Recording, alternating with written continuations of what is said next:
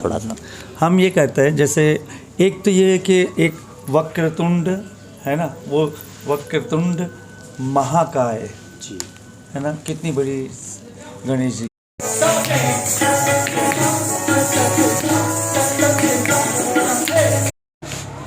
नमस्कार, मेरा नाम सुनील पंडित है और द उदयपुर अपडेट्स के इस एपिसोड में एपिसोड में आपका स्वागत है। और हम हर बार मेवाड़ की ऐसी शख्सियत से आपको रूबरू करवाते हैं, ऐसी चीज़ से आपको मिलवाते हैं जिससे आपको खुद को मोटिवेशन मिले और बहुत सारी चीज़ें जो आप सीख पाएँ। तो ऐसे ही एक विरले जो कलाकार हैं जो राजस्थान से जुड़े हुए हैं, जिनके तन मन में राजस्थान की सौंधी महक, मिट्टी की खुशबू हैं, रंग रंगीले राजस्थान की महक हैं। और एक ऐसी शख्सियत के बारे में मैं कुछ बताऊं, कुछ भूमिका थोड़ी सी मुझे बांधने की इसलिए ज़रूरी है कि हमारे एपिसोड में इस चैनल में पहली बार इतनी बड़ी शख्सियत जो अंतर्राष्ट्रीय कलाकार हैं, और सबसे बड़ी बात यह है कि इतने बड़े कलाकार होने के बावजूद इतने दिल के सच्चे और एक कला को समर्पित ऐसे साधक से हम रूबरू करवाएंगे जिनका शायद नाम अंतर्राष्ट्रीय स्तर पर खूब फैला हुआ है। लेकिन ये एक ऐसे कलाकार हैं जो बचपन से, जब उनका जन्म होता है तो उनके कानों में तबला, पखावज और घुंघरू की आवाज़ आती है, और वो ये सोचते हैं कि 3.5 साल में पहली बार उनके गुरु, जो उनके पिताजी हैं पंडित कुंदन लाल जी गंगानी साहब, जो उनको तालीम देना शुरू करते हैं। और 5 साल की उम्र में उन्होंने पहला स्टेज प्रोग्राम वो देते हैं, और 5 साल का एक व्यक्ति, एक छोटा सा बालक उस सफ़र को शुरू करता है और अंतर्राष्ट्रीय मंच पर जो अपनी कला की साधना है, जो मन में जो एक सोच है, उसको साकार करता है। तो आज ऐसे ही महान शख्सियत सर हमारे साथ में हैं, राजेंद्र कुमार जी गंगानी साहब। और सर बहुत बहुत सर आपका स्वागत है कि आज द उदयपुर अपडेट्स के चैनल पर आज आप आए हैं। कि सबसे पहले मैं ये शुरुआत एक प्रश्न के माध्यम से करना चाहूँगा कि सर, आपने ये कहा है कि संगीत के लिए साहित्य का पढ़ना, साहित्य का ज्ञान अर्जित करना बहुत ज़रूरी है। यहीं से साहित्य से हम इस पूरी यात्रा को शुरू करेंगे, तो इसी जवाब के साथ में सर आज हम ये बताएं। धन्यवाद। मैं सबको नमस्कार करता हूं जो इस कार्यक्रम को देख रहे हैं, और उदयपुर की इस भूमि पे कई बार आना जाना हुआ, बहुत अच्छा लग रहा है आज आपसे बात करके। देखिए, साहित्य वो चीज़ है जो हर चीज़ को शब्दों के माध्यम से और कम शब्द में ज़्यादा कह देने की बात चीज़ को कला कहते हैं। वो कला साहित्य में निहित है। और हमारे राजस्थान के अंदर कौन सी ऐसी चीज़ की बात की जाए जो अपने एक दूसरे को छूती नहीं है, एक दूसरे से स्पर्श करते हुए चलती है। कला तभी स्पर्श कर पाती है अगर उसमें साहित्य हो, संगीत हो, नृत्य हो। ये तीनों चारों का जो एक मिलन है, वही हमारी इस भूमि को, खासकर जो राजस्थान का पूरा ये हमारा जो संसार में एक कल्चर के नाम से जाना जाता है, बहुत बड़ी भूमिका हमारी इस राजस्थान की भूमि की है। और हम बहुत खुशनसीब हैं कि इस माटी से हम जुड़े हुए हैं।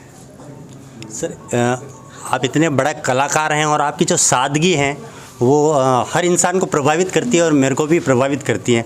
एक इंटरव्यू में आपसे एक प्रश्न पूछा गया, वही मैं वापस दोहराऊंगा सर। एक अच्छा मनुष्य और कला के बीच क्या संबंध है? देखिए, मनुष्य तो सभी जन्म लेते ही हैं, लेकिन अगर वो कोई कला सीख लेते हैं तो वो बिल्कुल ऐसे हो जाते हैं जैसे कईयों को हम ये कहते हैं कि बहुत पढ़े लिखे हैं, और कईयों को कहते हैं बहुत ज्ञानी है, तो वो ज्ञानी बन जाता है। तो जब ज्ञानी बन जाता है तो मनुष्य जो है वो मनुष्य से शायद ईश्वर की तरफ बढ़ाने वाला एक कदम बढ़ता है। तो वो मिलन है, और वो कहते हैं ना, हर नर में नारायण वास करते हैं। अगर वो कला है तो नारायण को पहचान सकता है, और जो नारायण वास करते हैं तो जगत कल्याणकारी होते हैं, वो अपने लिए नहीं होते हैं। सर, आपके शब्दों में भी बड़ी जान है, बड़ी एक ऐसा मर्म है जिसको पाके भी सर व्यक्ति अगर चाहे तो मतलब संगीत ईश्वर का एक दूसरा रूप है और उसके माध्यम से एक यात्रा कर सकता है। सर, कथक की शुरुआत कहाँ से हुई? कथक क्या है, पहले आप ये बताएं। कथक हमारा एक नृत्य शैली है, तो इसका जो उद्गम हुआ, यानी इसका जो शुरुआत हुई, वो मंदिर कालीन ही है। क्योंकि हर चीज़ का प्रचार प्रसार जो पूर्वजों में होता आया, हमारे पूर्वजों ने भी किया, वो सब मंदिर में राजनर्तक तो बाद में बने थे, पहले मंदिर में ही थे। फिर उनको ज़्यादा से ज़्यादा ये कहा गया था कि आप मंदिर में जाके ईश्वर को प्रसन्न करने के लिए, क्योंकि ईश्वर प्रसन्न हो और जिससे प्रसन्न हो सकते हैं वो आपको कार्य सौंपा गया। तो इस तरीके से क्या हुआ कि वह एक कला चलते चलते चलते उसने एक नृत्य का रूप ले लिया, कथा से चलकर और कथक बन गया। और वो कथक जो बन गया वो एक संसार के क्या पूरे वर्ल्ड ग्लोबल की बात करें तो उसको एक नृत्य के रूप में हमारे भारत को इस नृत्य को बहुत बड़ी पहचान मिली। और ये नृत्य वो है जो समझते हैं उनके लिए भी ये नृत्य है, जो ना समझें तो समझ सकते हैं, ये वो नृत्य है। सर आपका जन्म जोधपुर में हुआ है और जयपुर घराने से आप बिलोंग करते हैं। जयपुर घराने की सर क्या विशेषता है सर? जयपुर घराने की विशेषता ये रही कि जयपुर के जो राजा थे, राज दरबार थे, उन्होंने हर कला को सहेजा और उनसे प्रोत्साहन दिया, उसका पैटर्निज्म हुआ। तो उस वजह से क्या हुआ कि जो मंदिर का जो एक स्वरूप जो रहा ओरिजिनल, जो भक्ति रस वो जुड़ा हुआ जो रहा इस नृत्य शैली से, तो उसकी वजह से इसको नाम मिल गया जयपुर घराना। और एक तरफ ये हुआ कि जो थोड़ी बारीकियां लेके आया उधर से मुग़ल कालीन, तो उसका नाम पड़ा लखनऊ घराना। तो इस तरीके से दो घराने, दो शैलियां बन गई। इस एक टाइप ऑफ स्कूल कह सकते हैं, दो स्कूल बन गए कि लखनऊ का है और ये जयपुर का है। और जयपुर में तड़क भड़क तैयारी और वो जो तेज़ी है उसको लेके भी काफ़ी उसकी स्थापित्व है। और इसको मुझे ऐसा लगता है कि हमारे यहाँ जितनी गर्मी पड़ती है उतनी ही हमारी तारों भरी रात भी सजती है, उतनी सुंदर, उतनी ठंडी भी बन जाती है। तो उसी तरीके से हमारे पास कला की तैयारी है, खूब रियाज और कुछ साधना करके खूब तैयारी से किया जाने वाला नृत्य। जब हम तालों पे आधारित करते हैं, जब हम भावों पे आ जाते हैं, जब भक्ति पे आ जाते हैं, तो वो इतनी ठंडी, इतनी छाया है कि बारीक बारीक भाव और भक्ति रस से मीराबाई जैसे जो है वो चीज़ें हमारे देश के इस विकास में बहुत बड़ी योगदान देती है जयपुर घराने की।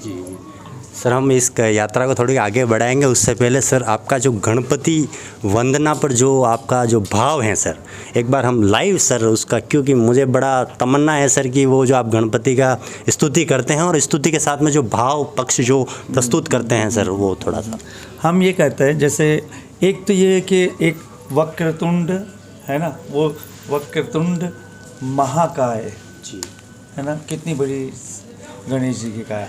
फिर हम कहते हैं सूर्य, जो सूर्य है वो एक ही है लेकिन कोटि जो अनेक प्रकार, सूर्य कोटि समय प्रभा, उनके अंदर प्रभाव। निर्विघ्नम गुरु में देव है। और अगर हम हवन करें तो सर्वकारेषु सर्वदा, हम नृत्य करें तो सर्वकारेषु सर्वदा। और अगर हम आरती करें तो सबसे पहले गणेश जी को पूजा जाता है, सर्वकारेषु सर्वदा। ये तो हुआ श्लोक। फिर हमारे नृत्य की परिणाति है कि गंग गंग गणपति गज मुख मंगल, गिट गिड़ गिट गिड़ गिट गिड़ धुन धुन तत्ते, जय जगवंदन वक्रसूंड धानी धाता, विघ्न हरण शुभ करण धागिन धा, धूम किट थड़ू गदा दिगन थे, थड़ू गदा दिगन थे, थड़ू गदा दिगन थे। सर दो गुरु एक साथ में बैठे हुए हैं। मेरा सौभाग्य है कि मतलब एक मेरे गुरु जी के साथ में और आप गुरु हैं, दोनों ही जयपुर घराने से जुड़े हुए हैं सर, ऐसा सीखा है। सर यात्रा ये आती है कि सर खिलौने और गेम एक बचपन का जो एक आईना होता है और एक उसकी जो पकड़ाव होता है, लेकिन आपकी पकड़ शुरू कभी पखावज पे रही, कभी तबले पे रही, कभी हारमोनियम पे रही, गायन वादन नृत्य तीनों में रही। सर क्या आपने एक बचपन की तरह, एक बच्चे की तरह बचपन नहीं जिया है? दरअसल मैंने ये कहा ना कि मैंने अभी पीछे भी बताया था इंटरव्यू में कि एक साधारण बालक या बालिका जब जन्म लेती है तो अमूमन उनको खिलौने और उनसे उनको गिफ्ट में मिलते हैं, या उसे कहते हैं उसको बच्चों को दिए जाते हैं कि ये तुम्हारे लिए, आज तुम्हारे लिए ये लाए, आज तुम्हारे ये लाए। हमारे यहाँ बचपन से लेके बुढ़ापे तक हमारे संगीत नृत्य के खिलौने बनते हैं, जिसमें इवन शादी हो जाती है तो दहेज में भी क्योंकि कलाकारों के पास संपत्ति तो होती नहीं, संपत्ति तो ये कला ही है, तो दहेज में भी ये दी जाती है। तो हमें बचपन से लेके कहना चाहिए शादी तक में मिलने वाली चीज़ें यही है, और हमारे पूर्वजों ने इसी चीज़ का आदान प्रदान किया। तो खिलौने कहें तो घुंघरू, तबला, पखावज देखते थे, सुनते थे। और इवन हम लोग जब छोटे थे तो हमारे लिए तबला पखावज सुनने का होता था, लेकिन उसके ऊपर साधना करने के लिए हम डालडा घी के डब्बों पे हाथ पैर मारते थे, उस पर रियाज करते थे कि उससे आवाज़ बनाए, क्योंकि तबला संभालने की शायद इतनी समझ नहीं होती बच्चे को, फोड़ फाड़ दे, तो हमें उस पर हम छुप छुपा के कहीं उधर बैठ के उस पर रियाज कर लेते थे, उस पर अपनी उंगलियाँ चला लेते थे कि हाथ तैयार हो जाए। फिर और जैसे घुंघरू बांध के और कहीं भी इतनी सी जगह मिल जाए वहीं पे अपना शुरू हो जाते थे। तो मतलब हमें दिन भर ऐसा लगता था कि हमारा खेल यही है, इसी मिट्टी के खिलौने बनते हैं, और ये मिट्टी ही हमारे पूर्वजों ने हमें दी है, हमें इस मिट्टी को सहेजना है। सही है, खिलौने बना के तोड़ना नहीं है, हमें जीवन भर खेलना है, इससे अपनी जीवन यात्रा भी चलानी है। दो गुरु बैठे हैं सर। एक जगह आपने ये बात कही कि कला को लेकर जो दुकानदारी शुरू हुई है उसको राजेंद्र कुमार गंगानी तोड़ना चाहता है, बंद कराना चाहता है। तो सर वो क्या बात है, और वो हम उसका प्रश्न आज सर डंके की चोट पर मेवाड़ वासी सुनना चाहते हैं सर। मेरा ये कहना है कि देखो, कला एक साधना है, पहले आप उस साधना को साधो, फिर उसके बाद आप उसको एक विद्या रूप में जो मिली है उसको विद्या के रूप में आगे बढ़ाओ। लोगों को मिलनी चाहिए वो साधना और वो कला मिलनी चाहिए, पर ये नहीं कि हम उसको लेके और हम जल्दी से जल्दी कमाने की सोच में पड़ जाएं और उसके लिए हम कुछ भी करने लगे, तो उससे क्या होता है, कला का दोहन होना शुरू हो जाता है। उसको कभी, क्योंकि हम लोगों को तो ये कहा गया कि इसे सहेज के रखना है, इसको हमें बेचना नहीं, इसको संभालना है। हमारी जिम्मेदारी है कि हम इसको संभाल के रखें। तो लोगों को इस कला के मर्म का जब नहीं पता होता तो वो लोग इसका व्यापार करने लग जाते हैं, और व्यापार के लिए तो बहुत सारे दूसरे रास्ते हैं, वो करो। कला का तो सम्मान करो, व्यापार मत करो। जी जी, बिल्कुल सही कहा सर। एक प्रश्न मेरे मन में और आता है कि सर आपने कहा कि गुरु जो हैं, मैं उन लोगों के खिलाफ हूँ जो कम ज्ञान में, हमारे मेवाड़ में कहते हैं अध जल गगरी छलकत जाए, तो मैं उन लोगों के खिलाफ हूँ जो खुद सीखे हुए नहीं हैं लेकिन दूसरों को सिखाने के लिए बोलते हैं भैया मैं गुरु हूँ, आ जाना कल से। तो आप उनके खिलाफ हैं ऐसे लोगों के? मैं खिलाफ नहीं, मैं उनको ये कहना चाहता हूँ कि आज मेरा अगर कोई अभी लेटेस्ट भी कोई भी अगर आप इंटरव्यू देखेंगे जो रिकॉर्ड हो चुके हैं, उनमें भी मैंने आज यही कहता हूँ कि मैं खुद एक अपने गुरु का एक अच्छा शिष्य हूँ। मेरी जिम्मेदारी मुझे मिली है, इसलिए मैं इसको सिखाने का नाम मुझे दे दिया गया, पर मैं खुद एक उस कला को और अपने गुरु के दिए निर्देश का निर्वाह करता हूँ। और मैं उन लोगों से भी ये विनती करता हूँ जो इसको केवल इसे अर्च करने की एक साधन सोच रहे हैं, वो ये ना सोचे, कृपा करके अच्छी तरीके से आप पूरा एक अच्छा ज्ञान बटोरें, फिर उसके बाद इससे आप क्या कर सकते हैं वो करें, ना कि इसको आपने सीखा कुछ नहीं, बच्चों को आप ज्ञान दे रहे हैं। अब ये देखिए वो ज्ञान में जा रहे हैं कि अज्ञान में जा रहे हैं। तो बच्चों को हम सही मार्ग दें, क्योंकि हमारे लिए ये नहीं है कि कौन कर रहा है, हमारे लिए कि इसको कला का सही तरीके से निर्वाह कौन कर रहा है, या इस कला को लेके लोगों में भ्रांतियाँ कैसे फैल रही है। सही। तो भ्रांति ना फैलाएं, अच्छे तरीके से सीखें, आप सिखाइए, आप करिए मंच पर। बल्कि मैं तो ये मेवाड़ के इस एरिया में मेरा आने का मकसद यही है कि यहाँ एक अच्छा एटमॉस्फेयर क्रिएट किया जाए, लोगों में जागरूकता हो, और वह जो अच्छा टैलेंट देखिए सब जगह है, टैलेंट भगवान हर बच्चे को हर एक को मिलता है, लेकिन उनको अच्छी शिक्षा मिलेगी तो अच्छा प्लेटफॉर्म मिलेगा। अच्छा प्लेटफॉर्म होगा तो लोग संगीत की महफिलें और संगीत का जो एक वातावरण कभी किसी दौर में चला था वो वापस शायद यहाँ खड़ा हो सकता है, जो कि अमूमन बहुत कम रेयर देखने को मिलते हैं। कुछ ही फेस्टिवल्स, कुछ ही प्रोग्राम है, जैसे कई चीज़ें ऐसी दुख होती है कि कई संस्थाएं बंद हो गई हैं, कई जो यहाँ संगीत और इन सब का जो चलता था उन सबको बंद कर दिया गया और उनको बंद करके मात्र क्या किया गया कि आप सिर्फ नौकरी करो। कलाकार जो है वो सेवा करता है, नौकरी नहीं करता। बिल्कुल सर, उनको ऐसा अवसर मिलना चाहिए कि वो सेवा करें, कला की सेवा करें, उनसे बेचारों से नौकरी ना कराई जाए। सर आपने कहा कि मैं मेवाड़ में आया हूँ, मेवाड़ को इस चीज़ों को जागरूक करने के लिए। तो सर माफ़ करना सर, मैं आपसे एक प्रश्न पूछना चाहता हूँ कि मेवाड़ में अक्सर अगर महिलाओं के नाचने पे तो इतनी भ्रांतियाँ नहीं हैं, लेकिन अगर कोई मेरे जैसा लड़का अगर कोई कथक सीखना चाहता है तो बहुत सारी भ्रांतियाँ हैं कि भाई लड़का नहीं सीख सकता है या लड़के को नहीं सीखना चाहिए। उसको लेकर आप हमारे मेवाड़ वासियों को क्या कहना चाहेंगे? मैं एक ही चीज़ कहना चाहता हूँ कि अगर ईश्वर का सोच आता है तो शिव नर्तक, भगवान श्री कृष्ण नर्तक, और अगर प्रकृति का आता है तो मोर भी नर्तक है। तो इसको कला के रूप में देखें, इसको ये ना देखें कथक कर रहा है कि ये भरतनाट्यम कर रहा है, कला कर रहा है। और कला जो करना है और ईश्वर ने अगर उसको टैलेंट दिया है तो समाज को उसे एक्सेप्ट करना चाहिए कि ये अच्छा डांसर बनना चाहिए हमारे यहाँ का।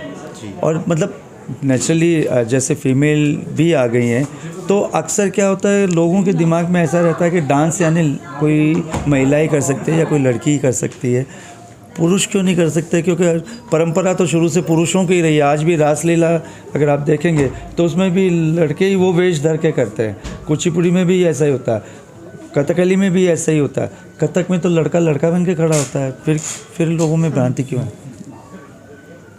सर आपको सर ऐसी चुनौतियों से मुकाबला करना पड़ा जीवन में, ऐसा कोई मोड़ आया सर?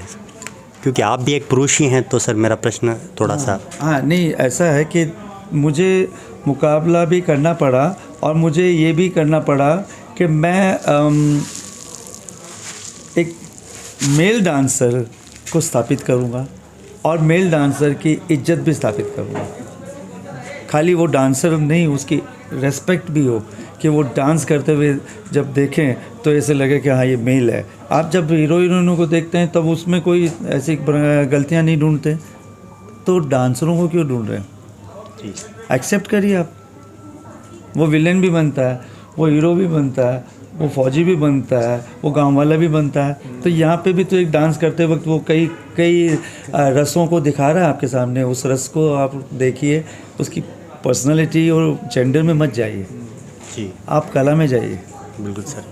सर मैं ये प्रश्न मेरे गुरुजी का है सर। जैसा कि मेरे गुरुजी ने बताया, लखनऊ घराना और जयपुर घराने में, इसमें अगर हम भेद करना चाहें तो किस तरह से करना चाहेंगे? क्या विशेषता? मैंने ये बताया कि जैसे दो विशेषताएं जो मैंने शुरू में ही बताई थी कि जयपुर के अंदर आज भी जो आप नृत्य देखेंगे उसमें वो तेजी और वो तैयारी ये तो मिलेगा, और भक्ति रस से परिपूर्ण होगा, श्रृंगार रस भी उसमें मिलेगा।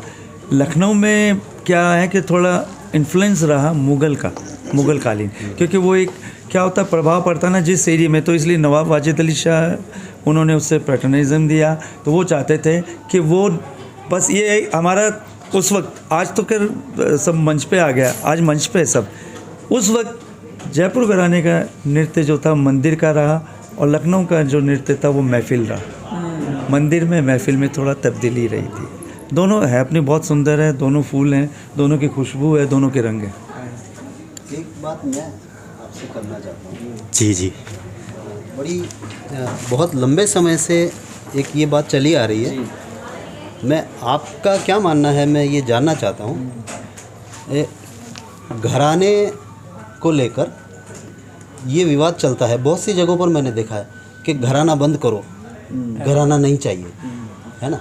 संगीत, घराने से संगीत को नुकसान हो रहा है ना। मैं ये पूछना चाहता हूँ कि आपका क्या मानना है? देखिए, मेरा ये मानना है कि हर एरिया जो होता है ना, उस एरिया का कल्चर कायम रहना चाहिए। जैसे अगर मैं यहाँ आता हूँ, राजस्थान आता हूँ, तो मेरे दिमाग में बाजरे की रोटी, काचरे की चटनी दिमाग में सवार हो जानी चाहिए, क्योंकि मैं इस एरिया से हूँ। सही सही बात है। हाँ, होनी चाहिए क्योंकि वो मेरे यहाँ की चीज़ है, मतलब हमारे यहाँ की चीज़ है। हम ये नहीं कह रहे कि कला को हम संकुचित कर दें या किसी घराने को हम छोटा कर दें, हाँ। ये भी सोच गलत है। छोटा कोई नहीं होता, क्योंकि सबकी अपनी एक मैंने कहा ना, एक गुलदस्ता बनाना है आपको तो बहुत सारे फूल इकट्ठे करने होते हैं, लेकिन वो फूल एक ही बाग में पैदा हो ये नहीं हो सकता, वो अलग अलग बागों में पैदा हो सकता है। बस यही है उसका। सही बात है, सही बात है। सर और कोई प्रश्न है जो आप पूछना? सर प्रश्न तो वैसे बहुत सारे हैं, क्योंकि आपकी कथक की एक पूरी जीवन यात्रा है। जितने प्रश्न पूछेंगे उतने आपके पास में उत्तर है, क्योंकि अनुभव की यात्रा आपका। छोटे से एक दो प्रश्न हैं, उसके बाद में हम आज की जो यात्रा है उसका समापन करेंगे। अब मैं जो सर प्रश्न थोड़ा सख्त प्रश्न की ओर आता हूँ। सख्त मतलब ये कि हो सकता है कि क्राइटेरिया बढ़ जाए। सर आपके जो पिताजी हैं कुंदनमल जी गंगानी साहब, वो एक सख्त पिता हैं या सख्त शिक्षक हैं? दोनों हैं, सख्त पिता भी थे और सख्त शिक्षक भी थे, और बहुत ज़्यादा सख्त थे, और इतने ज़्यादा थे कि मैं बहुत बार ये ढूंढता था कि इनमें मेरे पिता कब मिलेंगे। मेरे को गुरु दिखते थे। ये नहीं करना, वो नहीं करना, ऐसा नहीं करना। क्योंकि एक इसकी कारण बताता हूँ, क्योंकि उस वक्त मैं बच्चा था तो मुझे समझ नहीं आती थी, लेकिन सच बात यह है कि गुरु हर कोई आदमी नहीं होता ना। आप हर एक को तो गुरु एक्सेप्ट नहीं कर सकते। गुरु कौन होता है? जिसे कुदरत ने बना के भेजा, जिसे ईश्वर ने भेजा। गुरु वो होता है जिसको गुरु की दृष्टि थी। जैसे भगवान श्री कृष्ण ने अर्जुन को कहा, तू इस तरीके से तो मेरे उस रूप को नहीं देख सकता, तुझे उसके लिए दूसरी आंखें चाहिए, तुझे उसके लिए दूसरा दौर मेरा ऑरा आएगा। वैसे ही गुरु के पास वो दृष्टि होती है जिससे वो सृष्टि करता है। तो गुरु जानते थे कि इसको मुझे बेटे से ज़्यादा शिष्य बनाना है, ताकि ये कला में ज़्यादा रमे और पारिवारिक खानदानी पने से अपने आप को बचा के रखे। ये शिष्य बने, बेटा ना बने। बेटा तो अपने आप ही लोग कह देंगे। आज आप कह रहे हैं उनके सुपुत्र हैं, लेकिन आप मुझे उनके सुपुत्र इसलिए कह रहे हैं कि वो शिष्यत्व निभा रहा हूँ मैं, वरना आप मेरा इंटरव्यू कर लेने आते। ऐसा भी कहा जाता है कि सर पहली बार आपके जो गुरु पिताजी उनके जाने के बाद में पहली बार आपको संघर्षों का पता चला कि जीवन में संघर्ष भी होते हैं। तो उनकी कहानी सर हम सुनना चाहते हैं। क्या वो पल थे कि आपके जीवन में पहली बार संघर्ष का आपने सामना किया? वो संघर्ष ऐसा था कि क्योंकि हम देखते थे कि एक गुरु हैं जिनके कंधे पर पूरी विरासत है। एक जयपुर घराने की पूरी विरासत उनके कंधे पे थी। वो जब जोधपुर से गए थे तो इसी कार्य के लिए गए थे दिल्ली कथक केंद्र में। उनको बुलाया गया था क्योंकि जयपुर घराने की जो मेरे दादा थे स्वर्गीय सुंदर प्रसाद जी, उनके गुजरने के बाद इनको जोधपुर से बुलाया गया। और मैं बहुत छोटा था, मैं ही वो भी खुशकिस्मती थी कि हर वक्त उनके साथ रहता था, तो मैं ही सबसे पहले उनके साथ, हम दोनों ही गए थे दिल्ली। तो यात्रा चल रही थी, ऐसे शिक्षा भी चल रही थी, यात्रा भी चल रही थी। और जब तो इतनी उम्र नहीं थी, इतनी समझ भी नहीं थी, ऐसा पता भी नहीं था कि ये कोई ऐसा दिन पड़ जाएगा जीवन में, सोचा नहीं था। तो मुझे याद है कि वो 16 जुलाई 1984 1984 मात्र 19 साल का मैं था, जब 18-19 साल की उम्र रही होगी उस वक्त। तो अचानक उनको हार्ट की प्रॉब्लम हुई और उनका स्वर्गवास हुआ। तो जब स्वर्गवास हुआ तो ऐसे लगा कि पैर के नीचे से तो ज़मीन चली गई और सर के ऊपर छत चली गई, दोनों ही एक साथ चली गई। कुछ था भी नहीं मेरे पास, मुझे पता भी नहीं था कि मैं जीवन का कहाँ निर्वाह होने वाला, कहाँ किस मोड़ पे ये एक जगह आ गई है। तो मैं सोचता रहा कि क्या होगा। मतलब हम रहते थे किराए के मकान में, बहुत सच्ची बात बता रहा हूँ, मात्र 120 रुपये उसका किराया था। मैं सोचा था मेरे पास तो ये किराया भी नहीं होगा, कहाँ हम सब रहेंगे। वो पहली शुरुआत यहाँ से हुई थी। तो लेकिन पता नहीं वो कहीं वो कह सकते हैं कि वो फिज़िकल नहीं थे पर दूसरे रूप में आज भी हैं कि वो गाड़ी चल पड़ी और उन्होंने शायद आज भी वही मेरी गाड़ी चलाते हैं। मैं कहीं फंसता हूँ तो मैं उनको कह देता हूँ अब आप करिए, मुझे नहीं पता कैसे होगा, और वो हो जाता है। एक विश्वास, एक भक्ति। जी, आपके पिताजी कहते हैं कि बेटा बिल्कुल रियाज़ नहीं करता है, पिताजी चले गए, अब आपको कितना लगता है कि आप रियाज़ करते हैं या कितना % करते हैं? मैं ऐसे मेरी पूरी कोशिश रहती है कि सुबह का जो समय मुझे जितना मिले वो मैं अपना अभ्यास में लगाऊं, उसके बाद मैं शिक्षण में आ जाता हूं। फिर उसके बाद शाम को भी जितना समय मिल जाता है उसका भी मैं, क्योंकि आपको अगर खड़ा होकर नृत्य करना है तो आपको फिज़िकल तैयारी तो रखनी पड़ती है। फिज़िकल तैयारी यानी कि आप अपना साधना भी करें और दिमाग से भी साधना करें, मन से भी साधना करें। तो जितना समय मिल पाता है ना, मैं कोशिश रहती है कि वो समय मैं व्यर्थ ना करूं, अपने साधना में लगाऊं। सिखाते वक्त भी मैं खड़ा ही रहता हूं। आज जिनसे पूछे मैंने ये कहना है बैठ जाए, मैंने कहना मेरा काम नहीं है बैठना। आज से ठीक 4 साल पहले जाकिर हुसैन साहब के साथ में आपकी जो प्रस्तुति हैं वो शायद आपके जीवन की भी यादगार प्रस्तुति और मेरे जीवन की भी यादगार प्रस्तुति हैं। तो सर वो 2.5 घंटे की प्रस्तुति, जो 2.5 घंटे लगातार आप मंच पर उस जो अपने पिताजी की जो यात्रा है उसको साकार करते रहे, सपनों को साकार करते रहे। और मुझे जहाँ तक पता है सर कि आपको इतना अच्छा लगा कि आज भी आपको याद है कि वो पल। तो उस बारे में सर आप बताएं, कितना क्या वो कौन सा? दरअसल वो जो कार्यक्रम था वो भी बड़ा एक तो चैलेंजिंग था मेरे लिए। इसलिए चैलेंजिंग था कि एक बहुत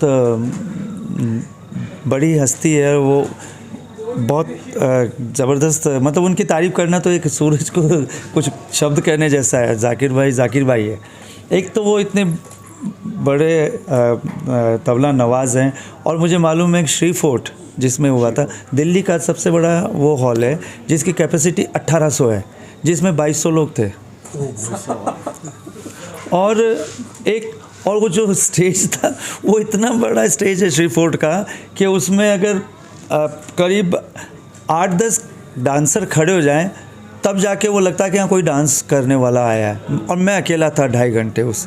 तो ये भी गुरु कहीं पता नहीं, ऐसा लग रहा था गुरु, मेरी गुरु माँ और गुरु दोनों मुझे नचाए रहे हैं कि चले जा, तू कर, हम है यहाँ। तो वो शायद उन्होंने मुझे निकाले में, तो कहीं कहाँ मुसीबत में फंसे, भगवान पार कर देना गुरु महाराज। ये तो एक तरफ तो ये कहना चाहिए जाकिर भाई एक वो अपने आप में एक समंदर है, और एक तरफ ये स्टेज अपने आप में समंदर है। 2 समुद्रों का सामना है मेरा। सर आप भी समंदर ही थे उस वक्त हमारे लिए। मैं गुरु थे, उन्होंने मुझे पार करा दिया कि चल हम तेरी नाव का पार करा देते हैं। बिल्कुल सर। जाते जाते सर अब क्या बताएं, जाने का तो मूड नहीं कर रहा है, लेकिन फिर भी जाने की वेला है तो सर हम करते हैं। सर मेवाड़ में आप पधारे हैं, शिद्दत के साथ में आए हैं, आपका स्वागत है। सर हर बार पधारें और हमारे जो यहाँ की प्रतिभाएं हैं उनको ऐसे आप निखारते रहें, आप सानिध्य देते रहें।